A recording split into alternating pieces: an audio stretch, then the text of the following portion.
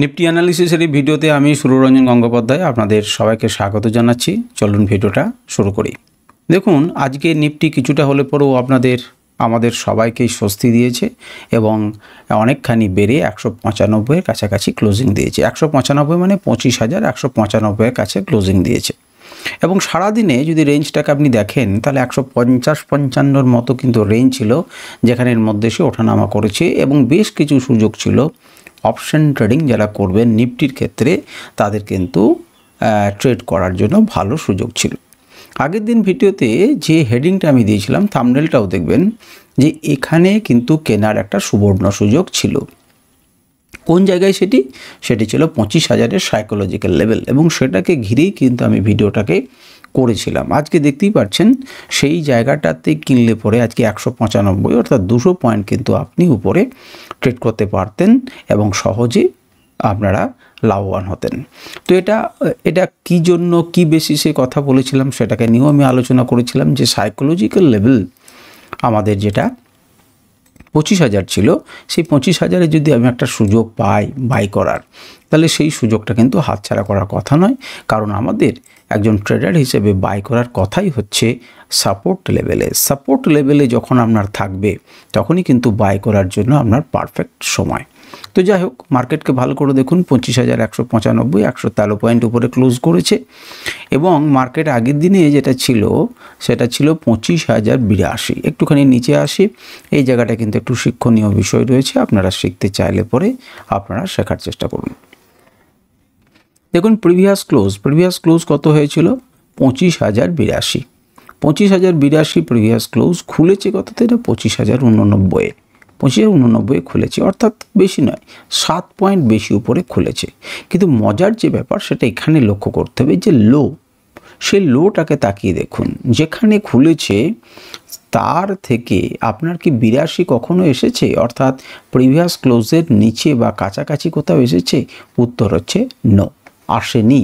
তার মানে হচ্ছে যে যেখানে আগের দিনে শেষ করেছিল মার্কেট, তার নিচে কিন্তু বায়ার্সটা তাকে আর নামিয়ে আনতে পারেনি।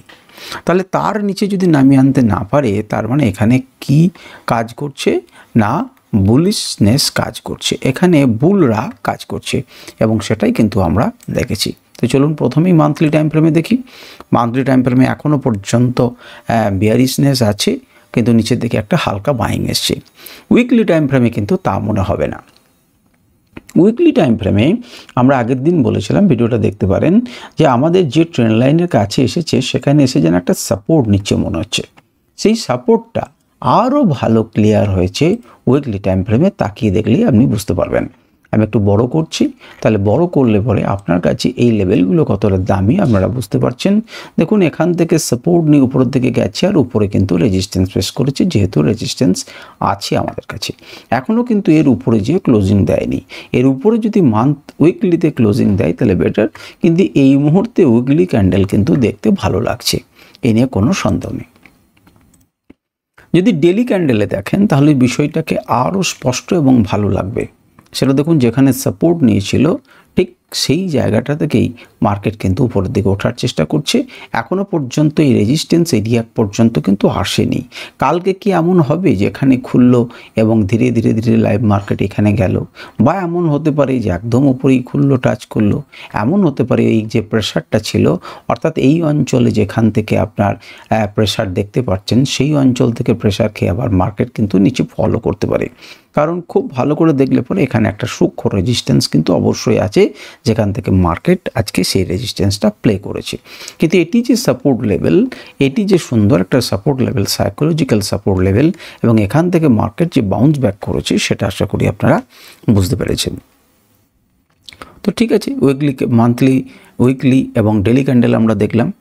আমরা এবার যদি আপনি দেখেন যে আমার 15 মিনিট টাইম ফ্রেমে, 1 ঘন্টা টাইম ফ্রেমে, তাহলে 1 ঘন্টা টাইম ফ্রেমে পরিষ্কার একটা জিনিসকে আপনি বুঝতে পারবেন যে দেখুন, 15 তারিখে মার্কেট একদম শুরু করে টানা উপরের দিকে উঠতে শুরু করেছে এবং আমাদের যে লেভেল ছিল সেই লেভেল পর্যন্ত এসে কিন্তু পৌঁছেছে। দেখতে পেলাম 1 ঘন্টা টাইম ফ্রেমেও কিন্তু উপরের দিকে বিয়ারিশ আসছে। এবং আমি একটি কথা আপনাদেরকে বলছিলাম যে খেলাটা শুরু হয়েছিল 9 তারিখের মধ্যে এবং যে খেলাটা চলছিল সেটা কোনো না কোনো জায়গাতে একটুখানি ঘোরার চেষ্টা হচ্ছে, এই কথাটাই কিন্তু আমি বলেছিলাম। সেটাই কিন্তু আজকে স্পষ্ট দেখতে পারলেন যে ঘোরার চেষ্টা হচ্ছে। এবং এখানে আমি বলেছিলাম ঘোরার চেষ্টা হলে পরে এই লেভেলটাতে কি আছে না, এখানে একটা ধাক্কা খেতে পারে। প্রথমেই যখন গেল দেখুন ধাক্কা খেয়েছে, তারপরে একটা বড় ক্যান্ডেলে ভেঙেছে এবং তারপরে যেন রিটেস্ট করে ওপরের দিকে যাওয়ার চেষ্টা করছে। আমি বিষয়টাকে আরও স্পষ্টভাবে যাতে আপনারা দেখতে পান তার জন্য আমি কি করছি, একটু বড় করে দিচ্ছি এবং আপনারা সেটা দেখার এবং বোঝার চেষ্টা করুন। একটা ডাউন ট্রেন্ড ছিল, আমি বলেছিলাম আপনারা একটা চ্যানেল ড্র করতে পারেন, তো চ্যানেল ড্র করার পরে দেখুন মার্কেট উপরের দিকে যাচ্ছে। এটি এখানে একটা বেস তৈরি করার চেষ্টা করেছে, তাহলে এখানে কি আছে, এখানে একটা রেজিস্ট্যান্স ছিল। সেই রেজিস্ট্যান্সে দেখুন প্রথমবার গেবার পরে ধাক্কা খেয়েছে, আবার এখান থেকে একটি বড় ক্যান্ডেল করে একে তো ভেঙেছেই, এখানে যে রেজিস্ট্যান্সটা ছিল তাকেও ভেঙেছে, কিন্তু মার্কেট তার উপরে সাস্টেন করতে পারেনি। মার্কেট ধীরে ধীরে নেমেছে, ধীরে ধীরে নামার পর এটি তখন কিসে পরিণত হয়ে গেছে, সাপোর্টে পরিণত হয়েছে এবং সাপোর্ট থেকে আবার কিন্তু সে উপরের দিকে যাওয়ার চেষ্টা করছে। সুতরাং খেলাটা একটুখানি হলেও যে ঘুরেছিল সেটা আপনারা ধরতে পেরেছেন। আমরা যদি টাইম ফ্রেমে আসি, কোন টাইম ফ্রেমে, 15 মিনিট টাইম ফ্রেমে, তাহলে 15 মিনিট টাইম ফ্রেমে একটু বড়োভাবে প্রথমে দেখুন। বড়োভাবেও আমি আপনাদেরকে বলেছিলাম যেখানে কিন্তু আপনারা কি করতে পারেন, একটা ট্রেন্ড লাইন ড্র করতে পারেন এবং ট্রেন্ড লাইন যখন ব্রেক করলো তখন ধীরে ধীরে একটা লেভেল থেকে আর একটা লেভেলে আপনাকে কিন্তু জার্নি দিয়েছে, আপনাকে কিন্তু ট্রেডিংয়ের সুযোগ দিয়েছে এবং লেভেল যারা মেনে চলবে তাদেরকে কিন্তু মার্কেট রিওয়ার্ডও দিয়েছে। সুতরাং এই লেভেলগুলোকে আপনারা নিজেদের চার্টে লাগিয়ে রাখুন এবং দেখুন একদম ডট ধাক্কা খেয়েছে, নিচের দিকে এসেছে, ভেঙেছে, অপর লাইনে গেছে, ধীরে ধীরে নিচে এসেছে, আবার বাউন্স ব্যাক করেছে। কারণ এটি কি হিসেবে কাজ করেছে, সাপোর্ট হিসেবে কাজ করেছে, স্বাভাবিকভাবেই সাপোর্ট হিসেবে কাজ করবে। তাহলে আমরা অনায়াসে দেখতে পেলাম এখানেও। এবার আমরা 5 মিনিট টাইম ফ্রেমে যাই। 5 মিনিট টাইম ফ্রেমে যদি দেখেন তাহলে কি দেখবেন না, 5 মিনিট টাইম ফ্রেমে দেখুন প্রথমেই এখান থেকে বাউন্স ব্যাক করেছে, প্রথমেই মার্কেট উপরে গেছে, ধাক্কা খেয়েছে, নিচে এসেছে, ধীরে ধীরে একটা ছোট্ট উপরের দিকে আস্তে আস্তে লোটাকে তুলে নিয়ে মার্কেট ধীরে ধীরে একটা লেভেল থেকে আর একটা লেভেলে গেছে এবং সেদিন সারাদিন এখানে থাকার পর আবার উপরের দিকে ব্রেক করেছে। আপনি যদি 5 মিনিট টাইম ফ্রেমে এভাবে একটা ট্রেন লাইন করতেন তাহলে এখানে বুঝতে পারতেন, এইটা ট্রেনে যদি একটা করতেন তাহলে বুঝতে পারতেন যে এখানে একটা ব্রেকআউট আসতে চলেছে। এখানেও যদি একটা ট্রেন লাইন আঁকতে পারতেন তাহলে বুঝতে পারতেন ব্রেকআউট হয়েছে। এখানে যদি আপনি এভাবে তুলতেন তাহলে পরিষ্কার বুঝতে পারতেন যে লোগুলোকে উপরের দিকে তুলে নিয়ে যাচ্ছে, মার্কেট হয়তো একটা ব্রেকআউট দেবে। অর্থাৎ হাজারো উপায় ছিল আজকে মার্কেটে অপশন ট্রেড করার।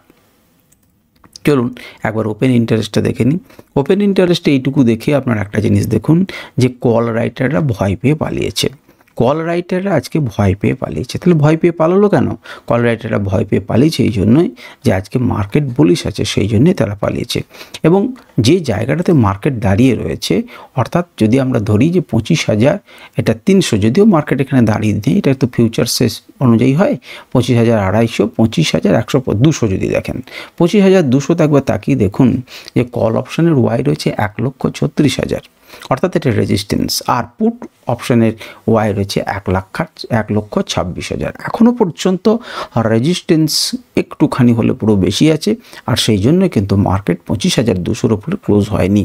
কিন্তু ইন্ট্রাডেতে কি হয়েছে, পুট ওয়াই চেঞ্জ হয়েছে 84,000-এর লটের থেকে বেশি, আর সেখানে কল ওয়াই চেঞ্জ হয়েছে 18,000-এর বেশি। অর্থাৎ ইন্ট্রাডেতে ধীরে ধীরে মার্কেট কিন্তু কি হয়েছে, বুলিশ হয়েছে, সাপোর্ট দিয়েছে এবং মার্কেট উপরের দিকে গেছে। এখনো পর্যন্ত টোটাল ওয়াই যদি দেখেন তাহলে কিন্তু আপনি এটা দেখবেন যে এগুলো কিন্তু সবই রেজিস্ট্যান্স, 200, 250, 300 এগুলো এখনো পর্যন্ত রেজিস্ট্যান্স আছে, কিন্তু 300-তে অনেক লোক কিন্তু পালিয়েছেন। এই ডেটাটা হয়তো কালকের দিনে গুরুত্বপূর্ণ হতে পারে।